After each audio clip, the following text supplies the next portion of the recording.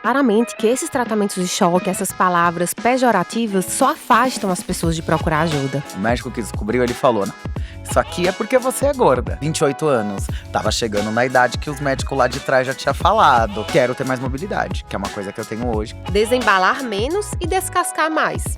Agora eu me preocupo com ela. Agora eu faço exames periódicos.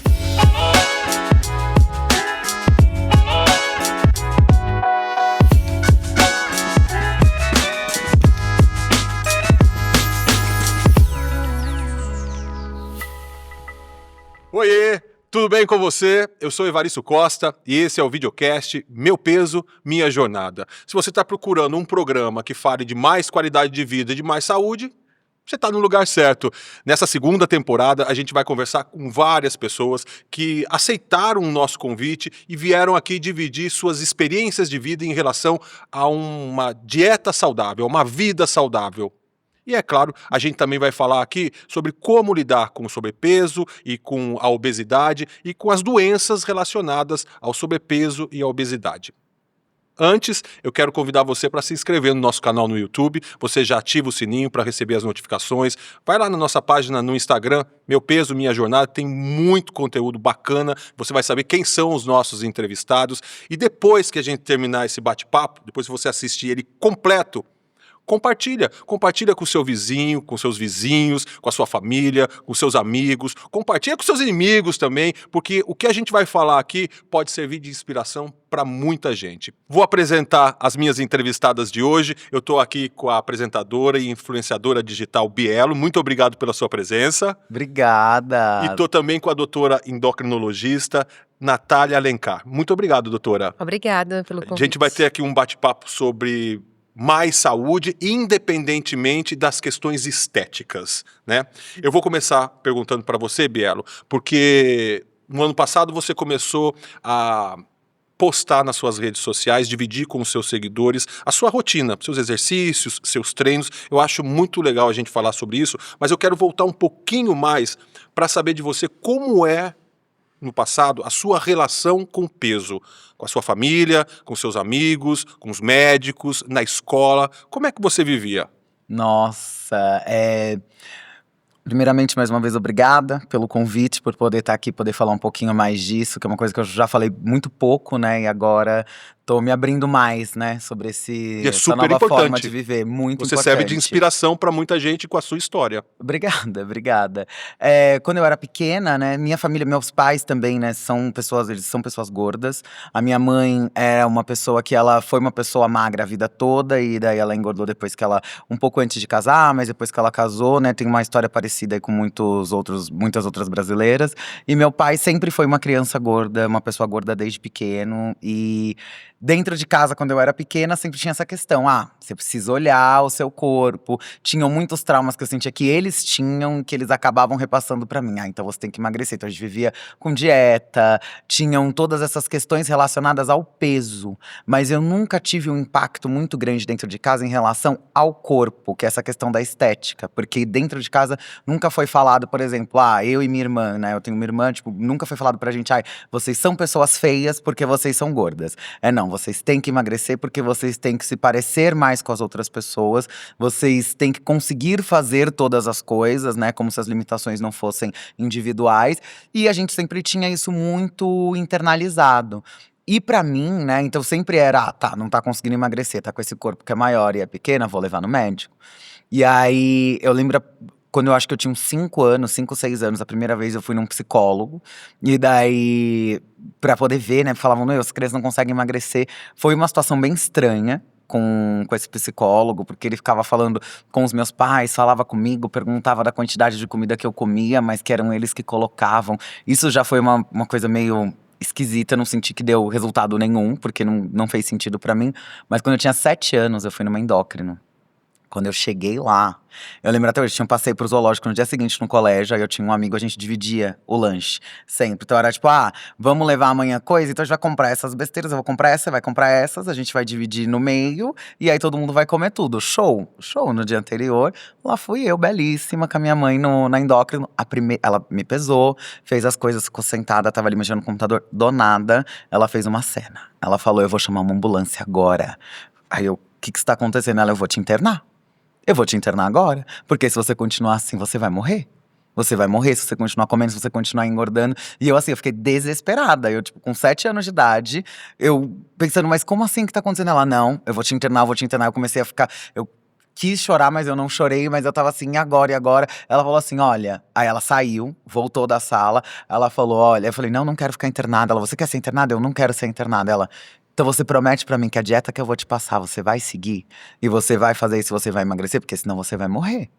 E eu não posso ser culpada por isso. Então, eu não vou te internar, mas tá me prometendo que você vai seguir essa dieta. Daí eu, sim, com certeza. É E a depois de um gente. trauma desse que ela criou na sua cabeça. Exato! E aí a gente ia no mercado ainda depois, né, pra comprar as coisas que eu ia levar pro passeio no dia seguinte. E aí eu lembro que eu fui no mercado com a minha mãe pra comprar, minha mãe já tava assim: acabamos de sair do médico, né, minha velha? Ó, não vai comprar essas coisas aqui, não. Vamos comprar as coisas da dieta já. Falei, mãe, mas e aí, gente? Nessa época não tinha WhatsApp, não tinha nada. Não tinha como eu avisar meu amigo que eu não ia levar as coisas em cima da hora. Daí eu, mas e agora? Eu falei, mas o que que eu vou falar pras pessoas? Tipo, do nada, porque na minha cabeça também era isso. Ah, vou fazer dieta, mas vou fazer em casa. Era uma coisa vergonhosa você fazer essa dieta também, mais criança, num ambiente desse. Daí ela falou assim, a minha mãe, eu sinto que não foi maldade nem nada, mas era a forma como pensava. Ela virou pra mim, ela baixou no mercado, assim, e falou: se alguém te perguntar alguma coisa, você fala, eu não quero morrer. Por isso que trouxe essas coisas pra comer. Daí eu, arrasou. Vambora. E aí compramos as coisas da dieta. E aí foi. E aí, desde esse dia, médico pra mim era assim, só em caso de emergência. A menos que eu tivesse alguma emergência, então pronto-socorro. Até meus 20 anos, pronto-socorro. Médico pra mim é coisa de pronto-socorro.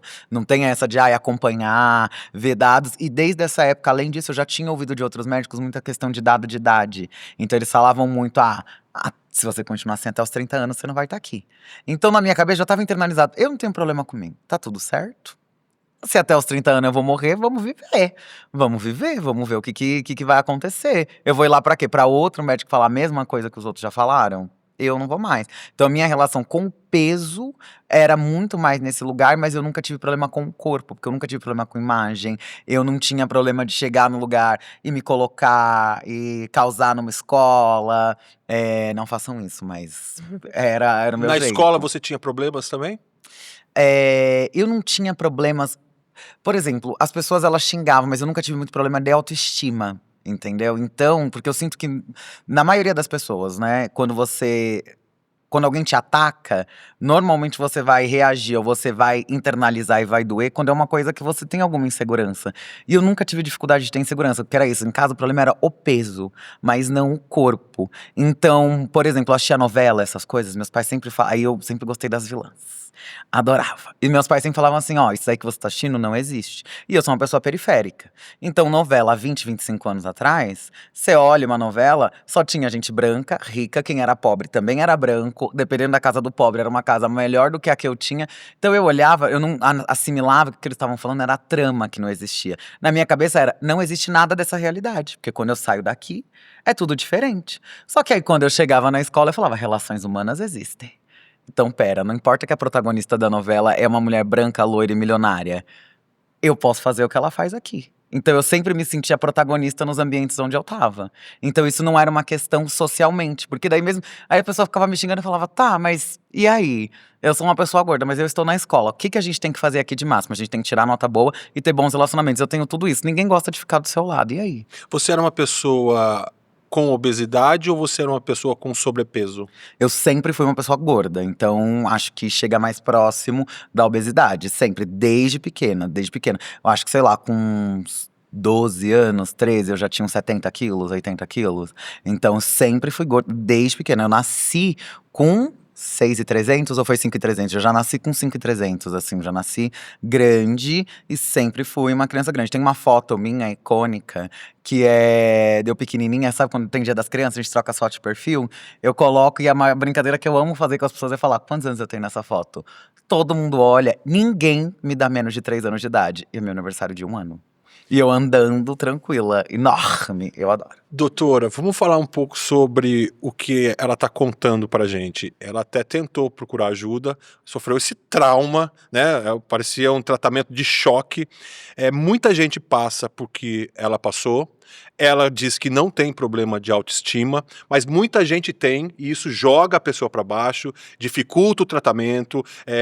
Quando a pessoa não consegue sozinha nessa jornada, ela recua, ela desiste. Qual é a importância de ter um médico que te instrua de uma forma correta, de ter uma família que te instrua da forma correta, de ter amigos do seu lado que estão lutando com você naquela jornada? Queria que você falasse um pouco sobre isso. Claro.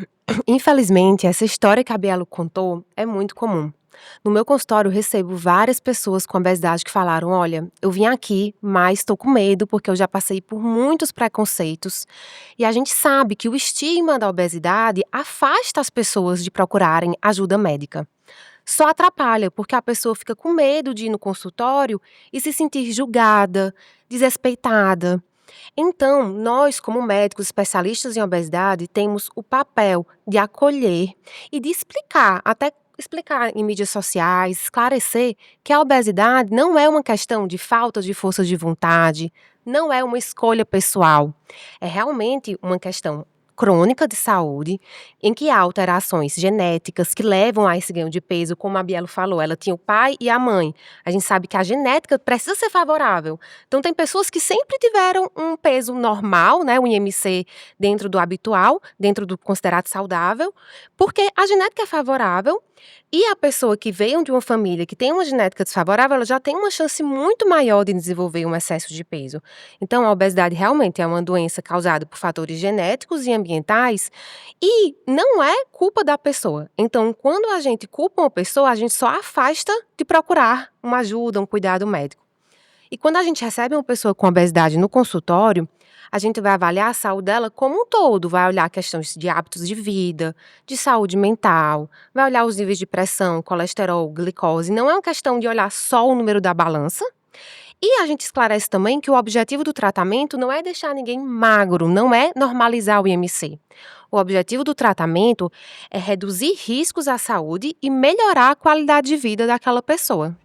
Tá, e qual é a importância para quem está assistindo a gente de saber que falar assim, você vai morrer, ou usar outras palavras, né? Você só está desse tamanho porque você não para de comer. Qual a importância de não tratar a obesidade assim? Porque é preciso entender que a obesidade é uma doença crônica e ela vai ser tratada para o resto da vida para aquela pessoa com obesidade, né?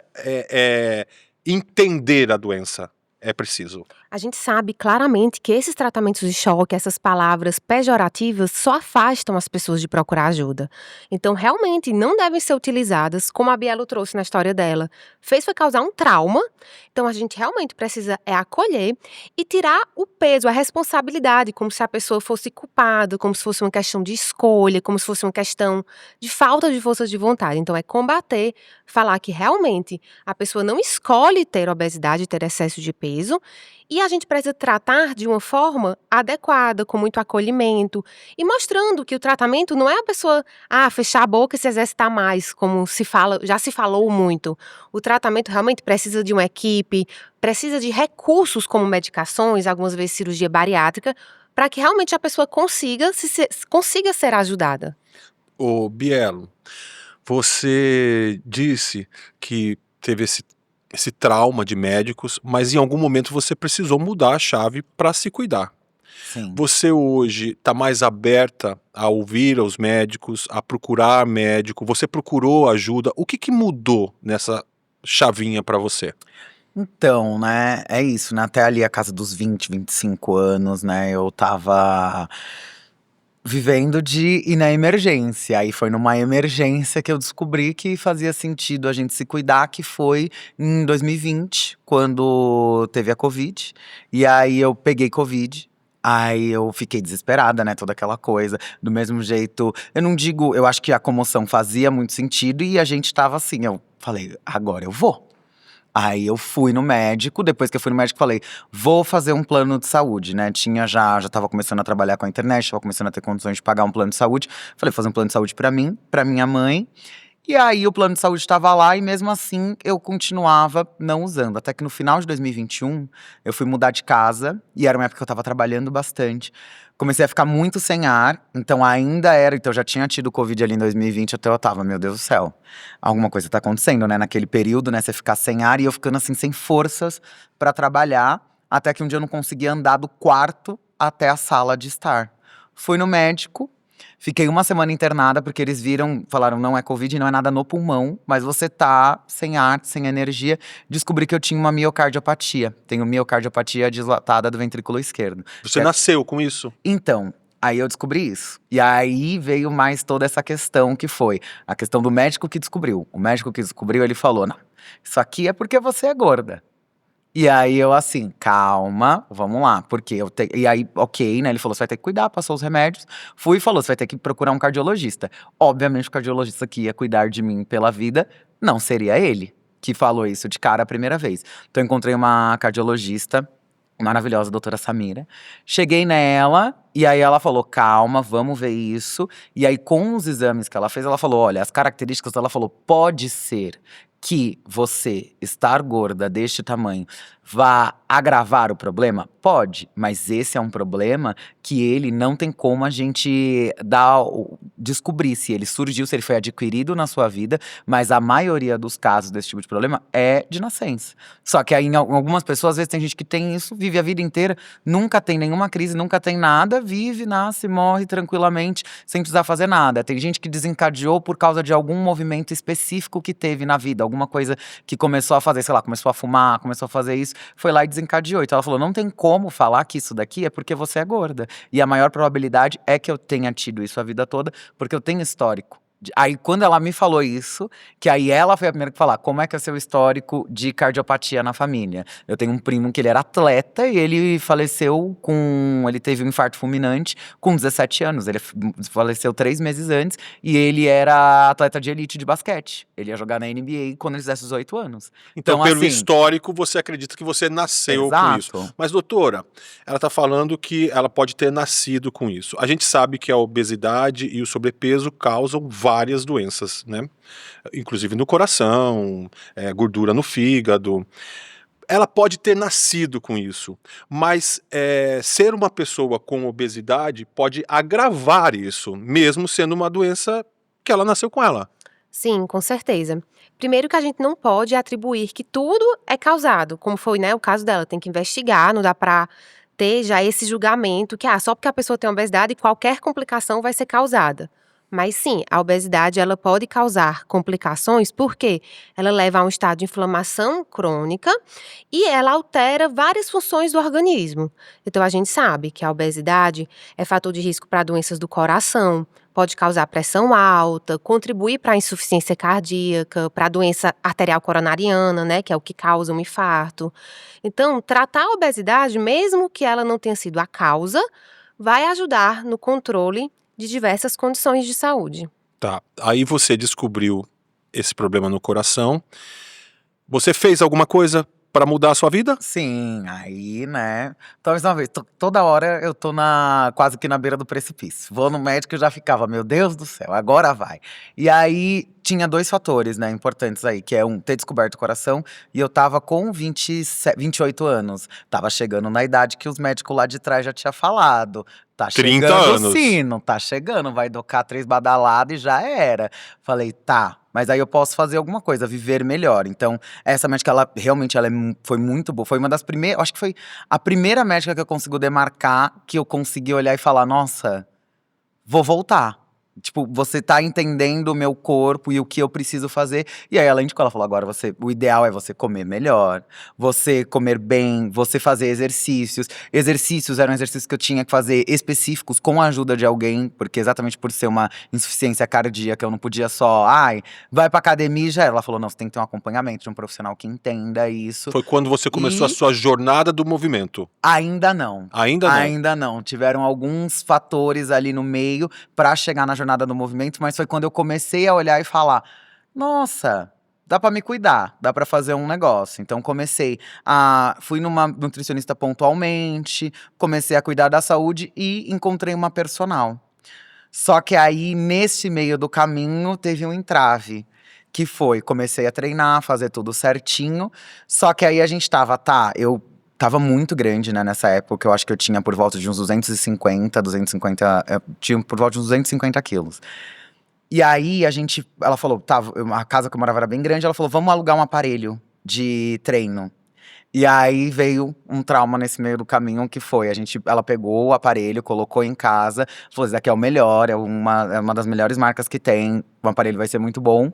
Eu não cabia no aparelho.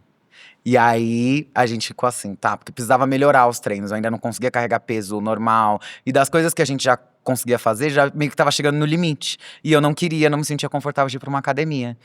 Aí foi um momento meio caótico e acabou que eu fiquei um tempo sem treinar, só que durante esses treinos comecei a sentir uma dor muito forte no joelho. Ela falava, calma, tem dores que são dores normais de treinar, né? No sentido de, tipo, seu corpo vai restabelecer, mas essa dor tá muito forte, você vai ter que ir atrás.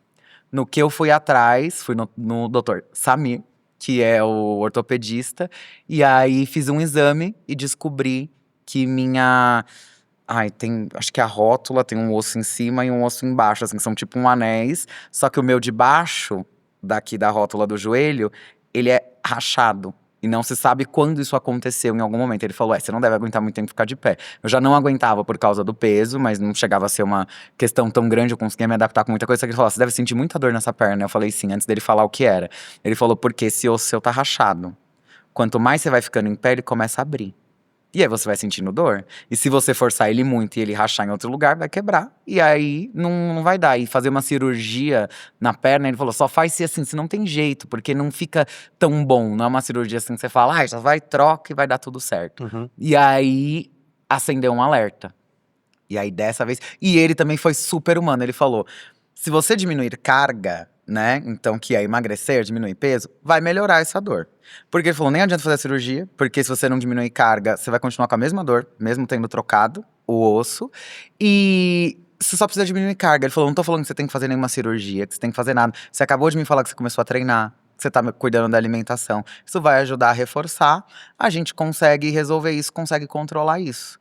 Então, pra mim, aquilo foi ao mesmo tempo que foi um alerta, foi um alívio a forma como ele falou. Porque ele falou, é isso, você só precisa reduzir carga, mas como você vai fazer isso, você vê e o que você tá fazendo, eu acho que já vai funcionar. E aí foi a primeira vez que eu comecei a pensar em fazer alguma mudança um pouco mais radical, porque tava diminuindo a minha mobilidade. Porque eu sempre fui gorda, mas eu sempre tive mobilidade. Até ali 2018, 2017, sempre tive muita mobilidade. Eu era a pessoa que chegava no rolê, a primeira a chegar, a última a sair. Com o tempo fui perdendo, fui me adaptando, nunca foi uma grande questão pra mim. Só que aí eu falei, o que eu posso fazer pra poder mudar isso? E aí foi aí, né, com toda essa trajetória que eu falei, então eu vou fazer uma coisa diferente. Pra mim, o que eu senti que ia funcionar ia ser fazer uma cirurgia bariátrica. Então foi quando eu comecei a ver o caminho pra fazer uma cirurgia bariátrica e fiz pra poder ter reganho na minha mobilidade. Você percebe que ao longo da sua trajetória de vida, você teve um problema a hora que você encontrou um médico que te pôs medo, você vai morrer aos 30 anos, mas que você também encontrou profissionais que estavam dispostos a te ajudar e que te falaram de forma direta, mais humanizada, o que você tinha que fazer. Exato. Né? Então, não significa que aquele trauma lá de trás, todos os outros repetiram. Que é a importância, doutora, de você procurar o atendimento multidisciplinar. Né? O médico que vai cuidar da sua alimentação, o médico que vai cuidar do seu coração, o médico ou o exercício que vai ser feito para você mais adequado. É importante isso, né? Eu gosto de falar que são 4 os pilares principais do tratamento da obesidade. O pilar número 1 é dieta, mas aqui eu quero falar dieta trazendo a origem da palavra, que vem do grego e significa estilo de vida. Então, dieta é uma readequação alimentar, é a construção de bons hábitos alimentares que devem ser mantidos para a vida toda. Não é algo com início, meio e fim. Então, o profissional que pode ajudar bastante na dieta, claro, os médicos também podem, e o nutricionista. O nutricionista tem um papel central no pilar da dieta. O segundo pilar, o pilar do exercício físico, e aí o educador físico vai ser essencial. O terceiro pilar, o pilar do manejo do estresse, do cuidado com a saúde mental. E nesse pilar, o psicólogo, que pode trabalhar questões de relação com o corpo, com a comida e ajudar a construir um melhor comportamento alimentar. Em alguns casos, psiquiatras também serão muito importantes, porque a gente sabe que a incidência de transtornos de ansiedade ou depressão é aumentada em pessoas que têm excesso de peso. Então, esse pilar da saúde mental entre o psicólogo e o psiquiatra. E o quarto pilar é o pilar da medicação anti-obesidade, que em alguns casos vai entrar também a cirurgia bariátrica, que esse pilar da medicação ou da cirurgia é porque quando a obesidade está instalada, há realmente alterações biológicas.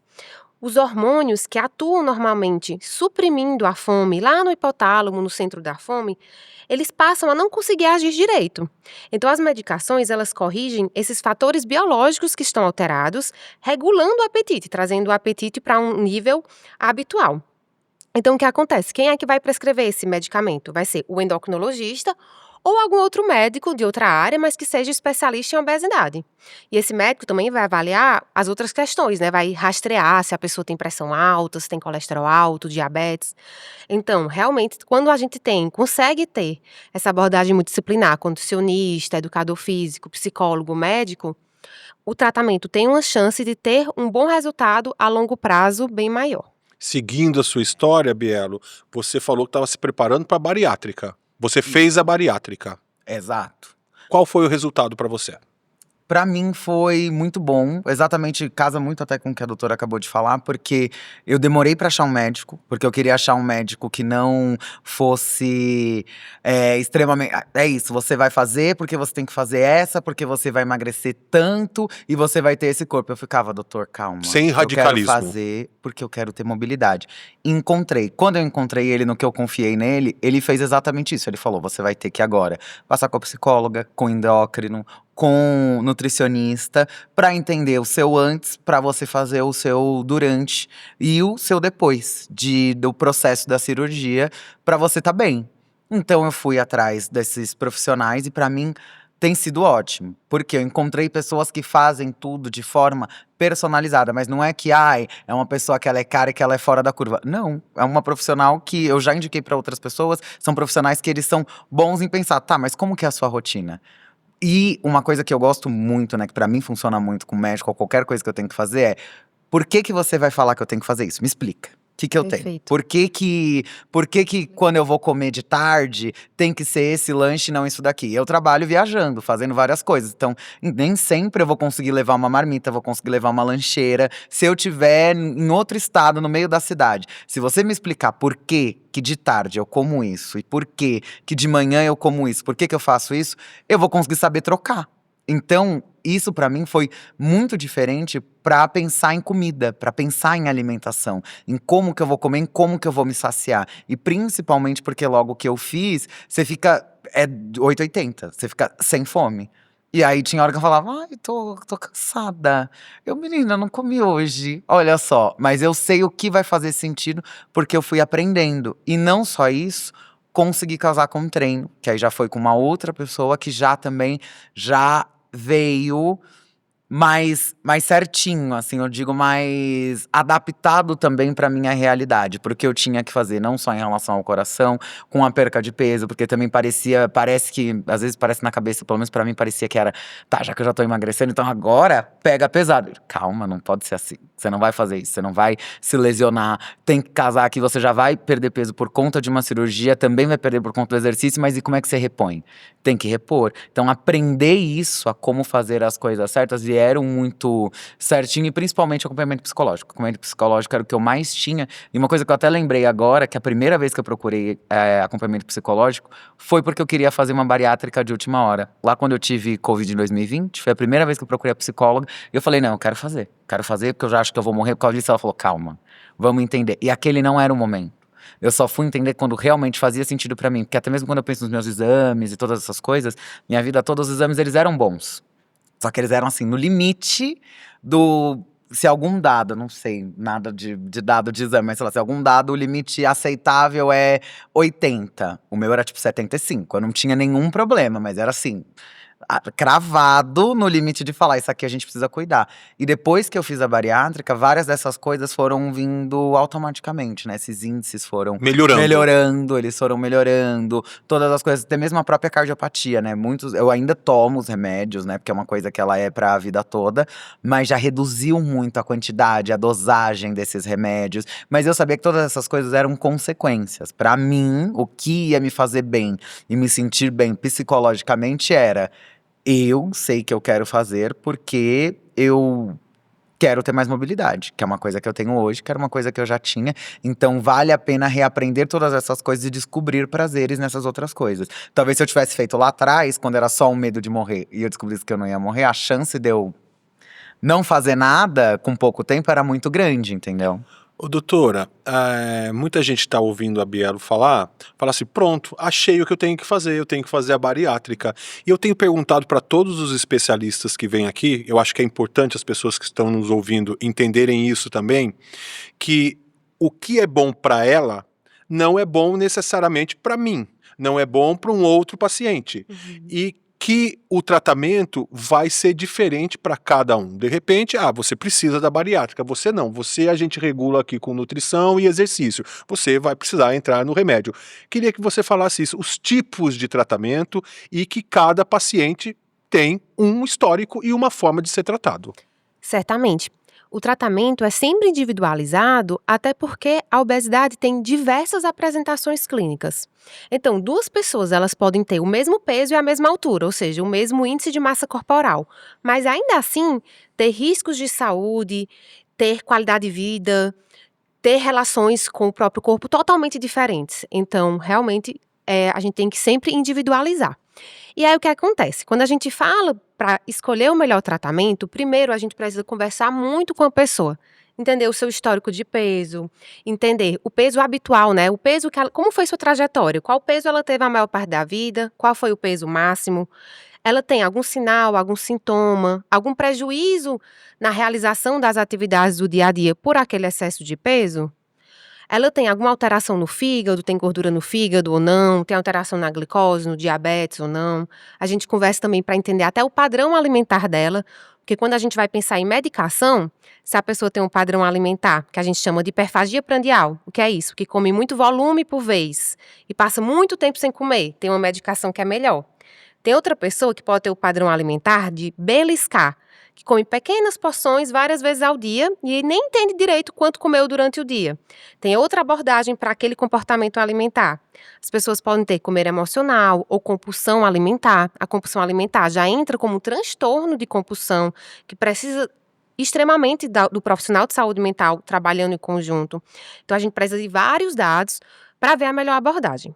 A abordagem sempre vai incluir a mudança do estilo de vida, que aí é a parte da melhorar a alimentação, exercício, sono, estresse, tudo isso.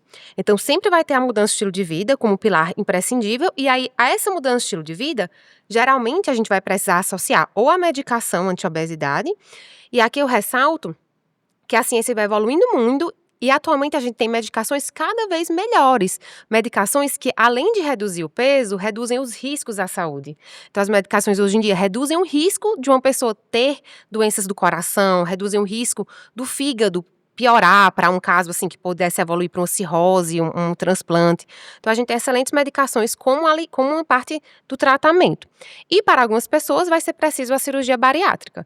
Então a gente tem que individualizar sempre, mudança de estilo de vida e muitas vezes associada à medicação e em alguns casos à cirurgia. A gente tem aqui no nosso videocast um quadro chamado Isso ou Aquilo.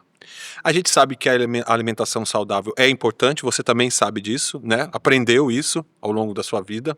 Eu vou fazer algumas perguntas, vou apresentar duas coisas para você, duas frutas, e você vai me dizer qual você prefere, tá bom? E a gente vai chegar numa campeã. Quero saber se é essa que você gosta mesmo, tá bom? Então assim, entre banana e maçã. Banana.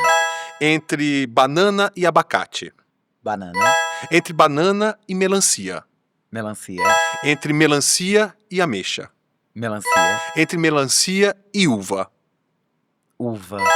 A uva é a vencedora, então, que eu acabei a brincadeira aqui. Ai, Você gosta de uva?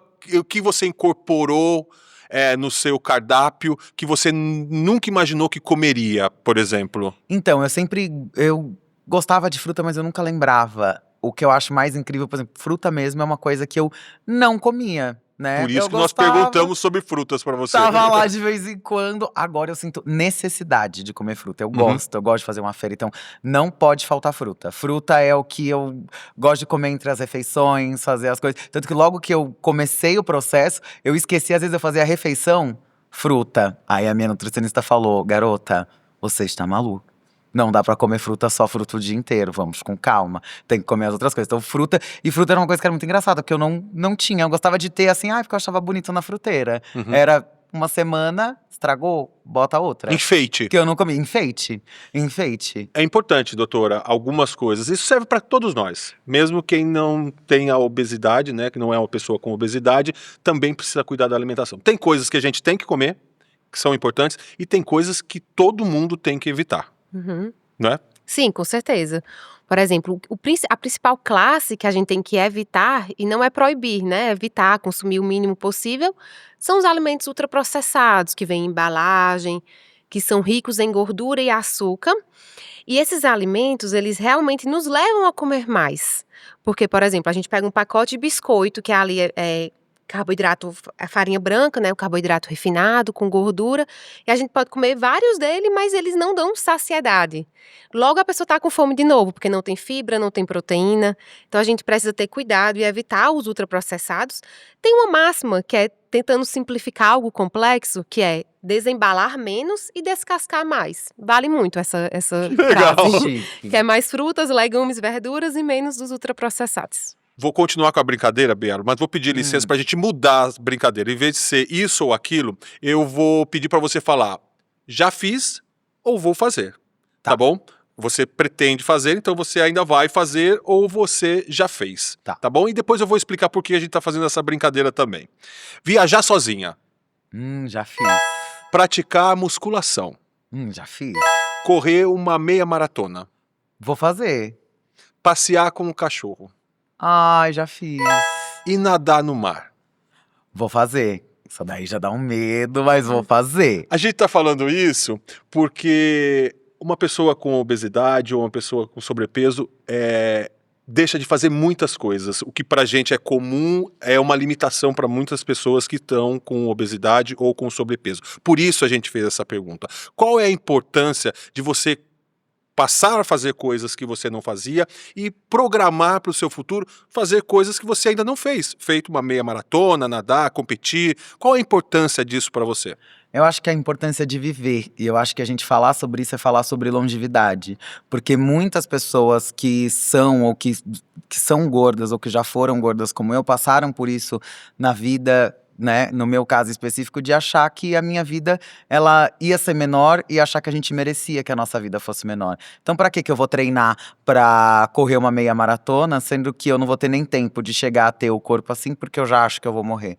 Não, agora eu tenho sentir esse desejo, essa ânsia de viver e saber que a gente vai viver cada momento. Eu posso pensar em um futuro, porque eu sei que eu vou ter esse futuro. Então, até dessas perguntas que você fez, são das coisas pequenas até as coisas grandes. Porque pra mim é uma coisa grande hoje eu pensar em correr uma meia maratona. Mas é algo que eu converso com o Otávio, que é o meu personal, pra gente treina pra isso. Pra poder chegar, pra atingir isso. Natação era uma coisa que eu morria de medo e é uma coisa que eu também tô me preparando, não só psicologicamente, mas fisicamente, pra poder fazer. Do mesmo jeito que eu lembro que quando eu peguei a Domitila, né, que é a minha cachorrinha, uma das primeiras coisas que eu queria, eu sempre gostei muito de ir em restaurante, seja antes, seja hoje, e aí eu falava, nossa, imagina ir pro restaurante levar ela e cuidar dela, e eu não parei pra perceber que quando eu peguei ela, eu não conseguia fazer isso. Eu não levava ela pra passear, por exemplo, porque eu não tinha condição física de dar a volta no quarteirão. A mobilidade. A mobilidade. Eu não tinha mobilidade na hora que ela fizesse a necessidade de agachar e pegar. Aí esses dias eu tava, né, eu mudei de casa recentemente, eu tava saindo com ela, fui sair com uma amiga que tava em casa e a gente falou, vamos, eu falei, vamos no restaurante no final da rua, que lá ele é pet friendly, e a gente vai com ela. Na hora que eu estava saindo do restaurante, a gente foi, sentou lá, comeu, já tinha ido uma outra vez, só que quando eu tava com ela, eu tava saindo, eu falei, Nossa, amiga, agora que eu lembrei que isso aqui era um sonho que eu tinha de fazer com ela e que eu nunca fiz. Ela já tava com 3 anos, a cachorra já tá com 3 anos. Falei, fazem 3 anos que uma das coisas que eu mais queria fazer era simplesmente poder sair, passear com ela numa tarde, ficar tranquila. Se ela fizer qualquer coisa, eu sei que eu vou conseguir limpar, vou fazer isso, vou fazer aquilo, ela vai estar do meu ladinho, a gente vai conseguir comer juntas num restaurante. E pode parecer uma coisa pequena, e às vezes até é, mas era uma coisa que antes eu não fazia, que eu descobri agora, com esse corpo, que eu consigo fazer. Porque da mesma forma que antes eu tinha mobilidade. Mas eu era uma pessoa jovem, eu tinha outras experiências para viver. O que eu tinha de referência de mobilidade era ir pra balada na quarta e voltar na segunda. Agora, hoje, é realmente ter mobilidade para cuidar da minha casa, para eu poder levantar e falar, nossa, eu tenho que arrumar a casa, eu vou conseguir fazer, e quando eu acabar, vou conseguir tomar um banho, colocar uma roupa e sair. Não vai ser, nossa, esse dia vai ser agora, eu preciso descansar para poder relaxar, porque eu não vou conseguir me movimentar por conta de uma atividade que foi muito extenuante. Viajar sozinha, antes eu viajava, eu tinha que ir para qualquer lugar um dia antes de qualquer coisa que eu ia fazer e voltar no dia seguinte. Porque só o caminho de ir até o aeroporto, pegar o avião, tem um aeroporto aqui de São Paulo que é o Congonhas, que é bem pequeno. Se eu pegasse uma das últimas portas, ou o portão 1 ou o portão 12, eu parava 3 vezes da entrada até chegar nesse portão. Agora, eu chegar num lugar do mesmo dia, tranquilamente, independente do aeroporto, e já viver a minha vida, que ele é um dia válido, poder ir de manhã e voltar de noite, são coisas que antes eu nem pensava que faziam sentido. Às vezes eu olhava as pessoas e falava, nossa, gente, por que vocês estão fazendo isso com vocês? Vocês não estão cansados? Não. A gente percebe que você passou a fazer coisas de forma mais fácil, incorporar na sua vida e que você está mais feliz. Muito mais, muito Doutora, mais. qual é a importância nisso na vida de uma pessoa durante esse processo de emagrecimento? Primeiro, eu quero até ressaltar um ponto, pegando aqui da fala da Bielo. Tem uma pergunta que eu acredito que é muito importante que todos os médicos façam para quando uma pessoa com excesso de peso chega no consultório, que é: por que você quer perder peso? Que é para entender o que motiva aquela pessoa. Porque o que motiva a Bielo, por exemplo, era melhorar a mobilidade. Outra pessoa pode ter outro tipo de motivação, por exemplo, voltar a caber em um vestido que eu usava há 2 anos atrás. E isso a gente tenta despertar o que a gente chama de motivação intrínseca, que é realmente os motivos daquela pessoa para mudar. Isso é que funciona. Aquela questão de colocar medo, amedrontar, não. Despertar a motivação intrínseca é que funciona. E aí a gente sabe que perdas de peso pequenas, de até 3 a 5%, já levam a melhoras importantes de quadros de saúde. Por exemplo, 5% de peso que a pessoa perde já melhora a ação da insulina, que é o hormônio que coloca a glicose para dentro das células. Então, já reduz o açúcar no sangue, já previne diabetes tipo 2, já reduz a pressão arterial. E aí a gente sabe, com perdas em torno ali de 10% do peso, já melhora a gordura no fígado, já melhora dores articulares, doenças do refluxo, apneia do sono.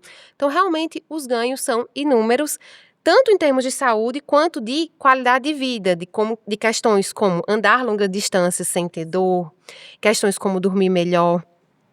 Então, realmente, os ganhos são inúmeros. Bielo, vamos voltar agora para falar de você em 2024. Foi quando você resolveu abrir a sua jornada, não é isso? Jornada do movimento. Por que você resolveu começar a compartilhar a sua experiência nas redes sociais?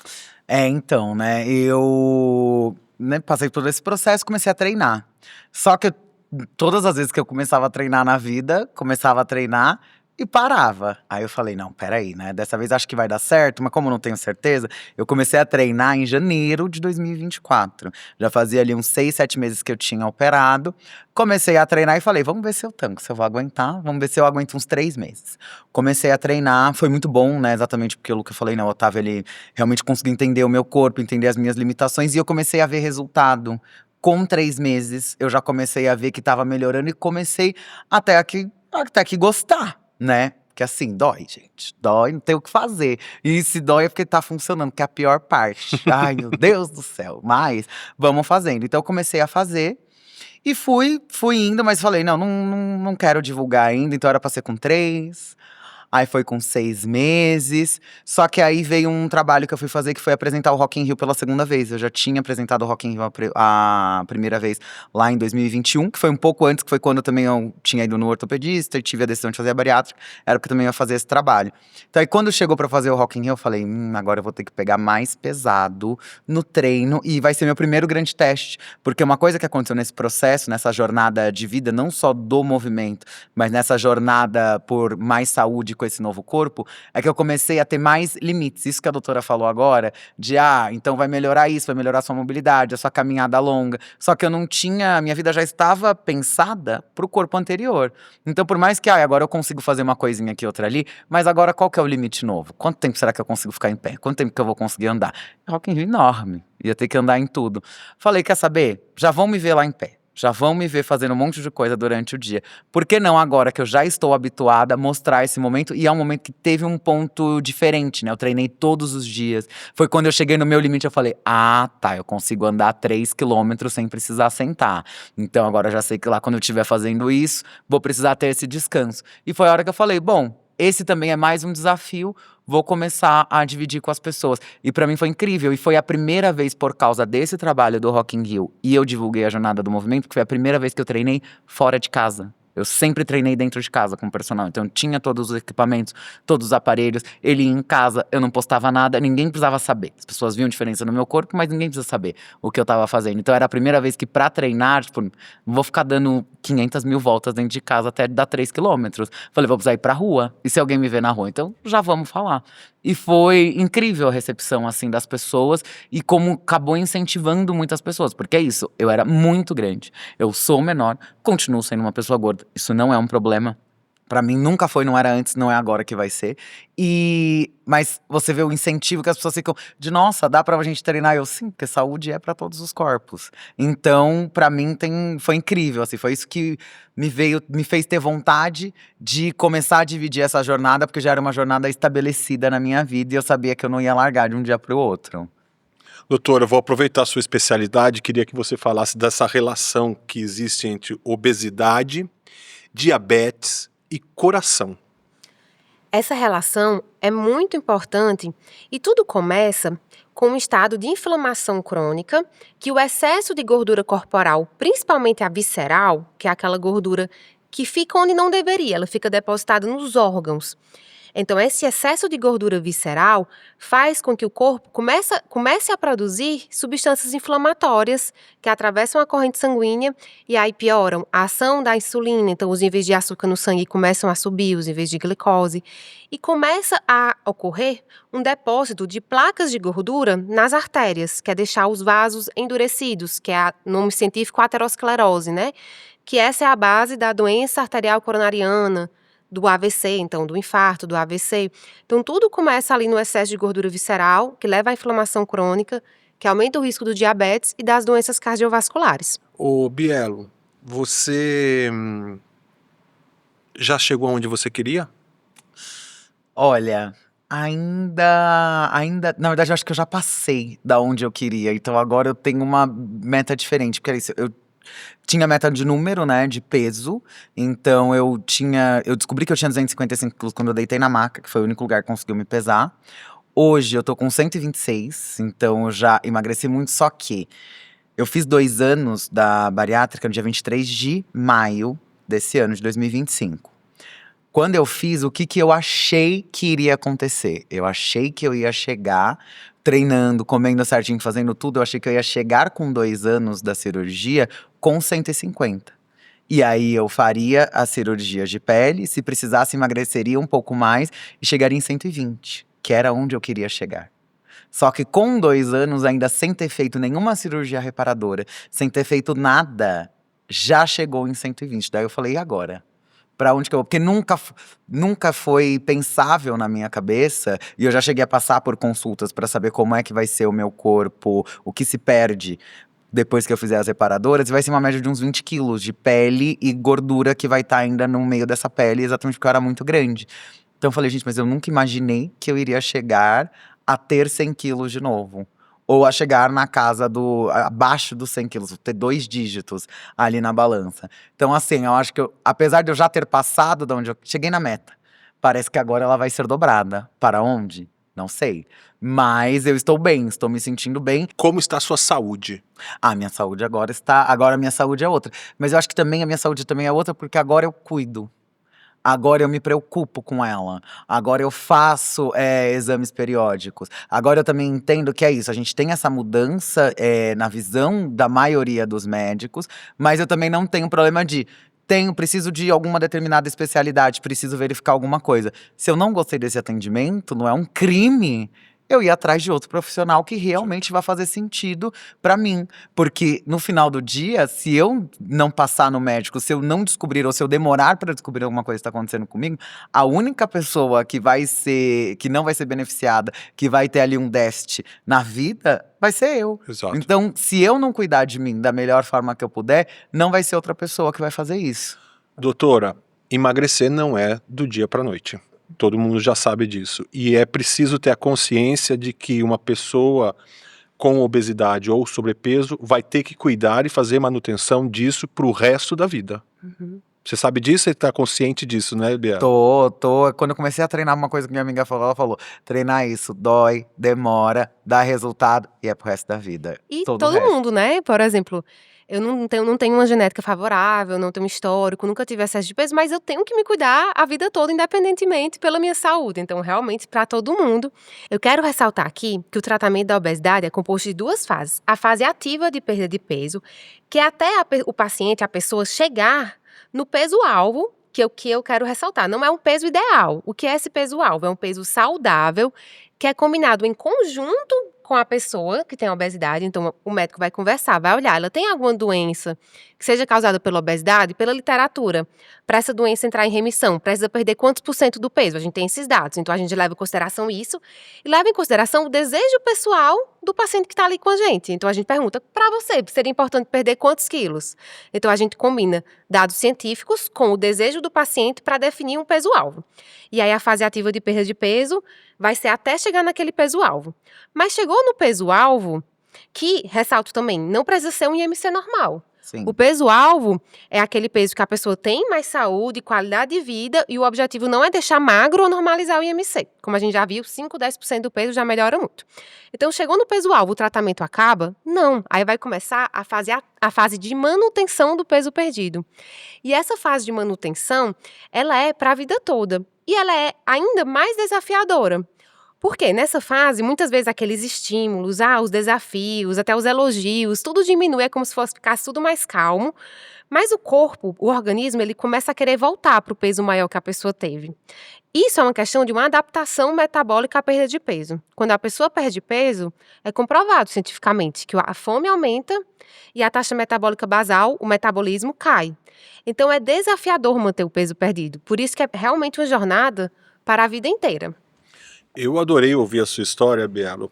E a gente tá chegando ao fim do nosso bate-papo aqui.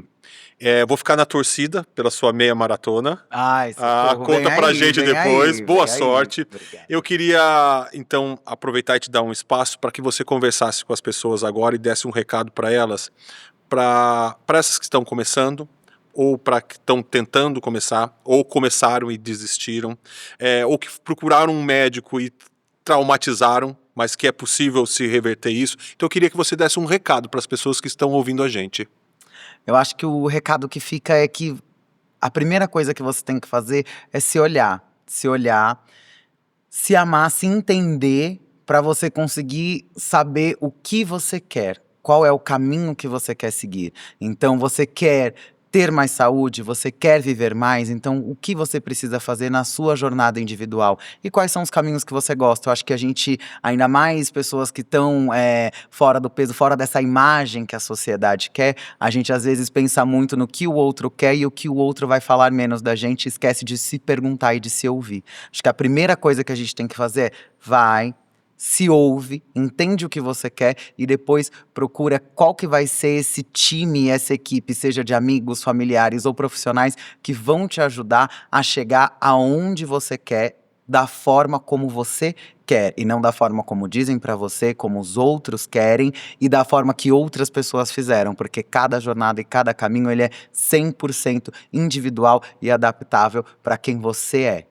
Parabéns, boa sorte. Vamos quebrar Obrigada. a praga do doutor aqui. Você ainda vai viver mais uns 90 anos. Continue se cuidando. Doutora, pra gente encerrar, eu gostaria que você falasse pra gente 3 pontos mais importantes que a gente pode tirar dessa conversa que a gente teve aqui hoje. Certo. Então, o primeiro ponto, que tratar a obesidade não é questão de estética, é questão de saúde, de melhorar a qualidade de vida e que a gente deve combater os estigmas relacionados à obesidade para que as pessoas se sintam mais seguras em procurar ajuda médica ou de outros profissionais. O segundo ponto é que, apesar da jornada de perda de peso ser longa, a gente sabe que pequenas perdas de peso, ali começando 5% do peso perdido, já trazem grandes melhorias de saúde. E o terceiro ponto é que, se você passou por uma experiência negativa com algum profissional de saúde no passado em relação ao seu peso, não deixe de procurar novamente ajuda médica, porque atualmente existem vários profissionais de saúde capacitados e habilitados para te ajudar no processo de perder peso, de ganhar mais saúde, de forma empática e acolhedora. Obrigado, Natália, pela sua presença aqui hoje. Obrigado, Bielo, pela sua presença também. Tenho certeza que o que vocês falaram hoje, o que vocês dividiram com a gente vai servir de inspiração para muita gente que está assistindo a gente aqui. Você gostou do bate-papo? Você pode rever esse bate-papo, você pode ver os outros episódios do Meu Peso, Minha Jornada, é só entrar lá no YouTube, tem tudo, se inscreve no nosso canal, ativa o sininho para receber as notificações, aí você vai saber também quais serão os nossos próximos entrevistados, ou você entra lá em www.meupesominhajornada.com.br, tem informação relevante, tem também uma calculadora de IMC, o índice de massa corporal, você pode saber como está o seu índice de massa corporal, pode descobrir os médicos que estão próximos da sua casa, que são especialistas em obesidade e também em sobrepeso e podem te ajudar caso você queira. É isso. A gente também está nas redes sociais. Enfim, informação é o que não falta. A gente se vê no próximo episódio. Tchau!